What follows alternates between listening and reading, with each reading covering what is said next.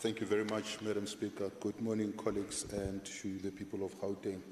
To the Honourable Premier, with regards to the various commitments made by the Gauteng Provincial Government as it pertains to job creation, specifically targeting young people in the province, and outlining in the, as outlined in the Gauteng, Growing Gauteng Together 2030, could the Premier please indicate the following? Whether 80% of the existing expanded public works program opportunities in the province are allocated to young people in the province, whether 60% of the jobs of new infrastructure employment opportunities in the province are allocated to young people in the province, and how many young people have been assisted to access pathways to employment through the TSEPO 1 million program over the last 5 years. And also, of these young people, how many have been placed in formal jobs? And lastly, how many new jobs have been created for the youth in Gauteng between January 2019 and 2023 through the government and the business collaboration? Thank you very much. The answer is yes. Work opportunities created for young people under the expanded public works program is 40,424, which translates to almost 53%. Whether 60% of the jobs on new infrastructure in the province are allocated to young people, the answer again here is yes. I was saying in terms of your second question, Member Msimanga, on whether 60% of the jobs of the new infrastructure are allocated to young people, the answer is yes. The infrastructure jobs created thus far is 12,966, which translates to almost 50% of the targets you have given us when we are on the middle of our political term.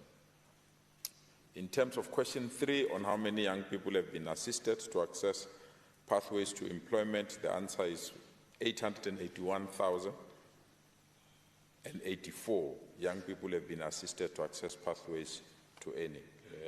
881,000 is almost closer to 1 million, which is the target that we set ourselves.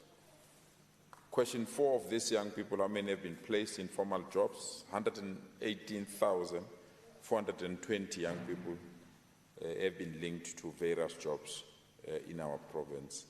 And in terms of your last question on how many new jobs have been created, through the partnership that we have with other government departments, 55,498 were placed into new jobs, 53,122 were placed in the private sector, and 9,800 were placed themselves into new jobs as part of the skills they've acquired to open their new businesses. And these figures are backed up by our report and the details, and I will hand over so that you can see that we didn't thumbsuck these numbers. We can give them to you. Thank you so much, Madam Speaker. Thank you. Honourable Msimanga. Thank you very much, Madam Speaker. Honourable Premier, I specifically asked for percentages. As you mentioned your own percentages, you said you reach 80%, and you say you've reached your target, and you say 53%. You are the MEC for education. I would expect you to do better with numbers. That's number one. Number two, you mentioned that you have figures that are able to be backed, but if you look at what State South Africa is saying in terms of employment in Gauteng, especially amongst young people, it has regressed. Gauteng has regressed amongst the worst in South Africa across. Now, I've said this before, and at the danger of sounding like a broken record, the Premier, we cannot just allocate numbers without following in terms of the impact that those numbers are having, expenditure without following what we are actually then achieving on the ground. And I think this is something that I'm asking you to take heed of, that more and more young people are saying that we are drowning. In fact, Gauteng now has every other person that is young being unemployed. And this is something that cannot continue to happen. But very lastly, in all the last numbers that you mentioned, you didn't mention how many have been absorbed in government departments when government departments themselves are sitting with major vacancies. Food for thought. Thank you very much. Honourable Premier, any response? Thank you so much, Member Msimanga. Reality is we can create an environment that is conducive for job creation. And I don't think that you can fault this government for that. We've created the environment that is conducive. But we are also confronted by two things that we can't avoid. And you know very well that those two things are and remain beyond the reach of provincial government. It's the reality of load shedding, that it has created serious problems. And the second one is the reality of COVID, that it has disrupted our economy in our province. And therefore, if we are going to give you targets or figures and ignore those two important activities that have taken place in our province, it will be disingenuous.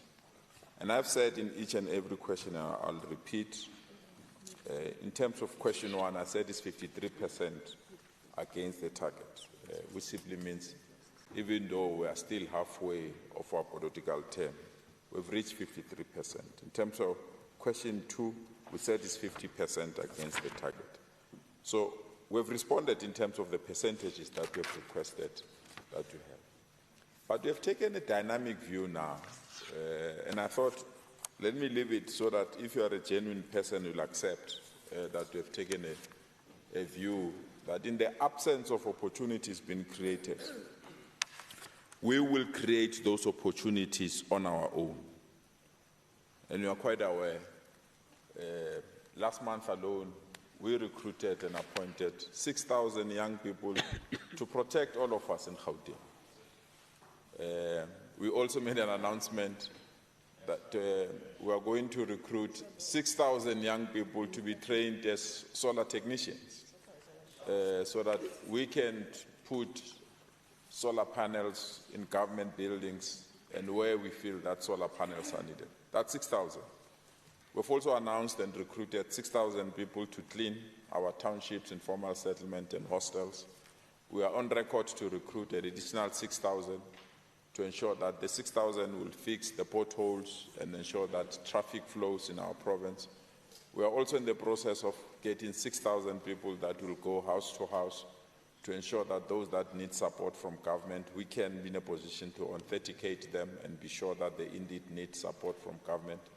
We are also on the verge of releasing almost 6,000 stands to young people, and those stands are fully serviced with water, electricity, sewer, and tire. People can go and build their houses on their own. We are also on the verge of asking the Department of Health to give us the number of young people that we can train as nurses so that we don't depend on people. So every month until the month of July, Msimanga, we'll be recruiting 6,000 young people so that they can service our people and recruit their things. That's the type of service that we want to do to ensure young people have opportunities.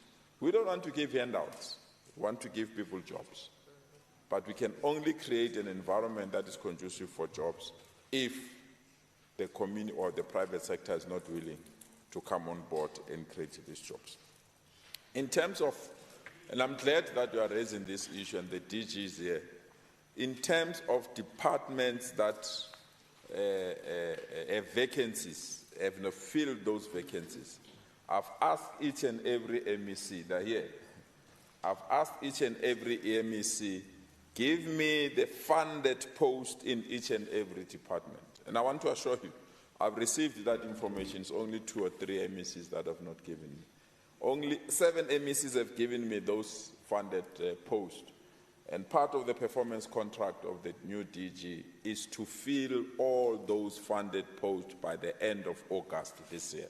So that we can't say there's unemployment when we've got funded posts that we can't fill as government, especially when they are funded.